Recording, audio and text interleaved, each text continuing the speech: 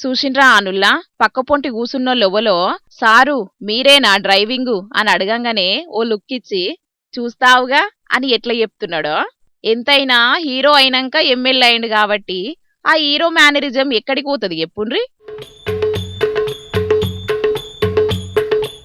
ఇక అసలు ముచ్చట ఏందంటే మొన్నట్లా విడుదల చేసిన డిఎస్సి విజేతలకు మెగా డిఎస్సి ఉత్సవ పేరు మీద ఇయాల నియామక పత్రాలిచ్చే కార్యాన్ని రాజధాని అమరావతిలున్న సచివాలయం దగ్గర ఏర్పాటు చేసిండ్రు కదా.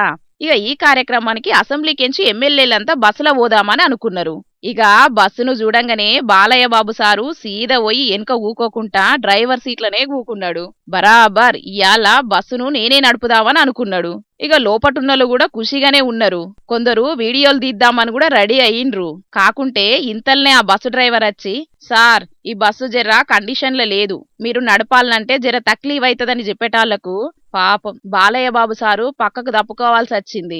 లేకుంటేనా ఇయాల బాలయ్య బాబు అభిమానులకు పండగసంటి వార్త అయ్యేది. కానీ ఆర్టీసీ అధికారులు చేసిన తప్పిదం చెయ్యంగా ఆ ఛాన్స్ మిస్ అయ్యింది. మరిగా ఆర్టీసీ అధికారులైన ఎమ్మెల్యేలు ప్రయాణం చేసే బస్సు అంటే అన్ని తీవ్ర కండిషన్ ఉన్న బస్సునే వంపాలే గాని గిసొంటి బస్సును వంపుడేంది బాలయ్య అభిమానులను నారాజేసుడేందో పోన్రి.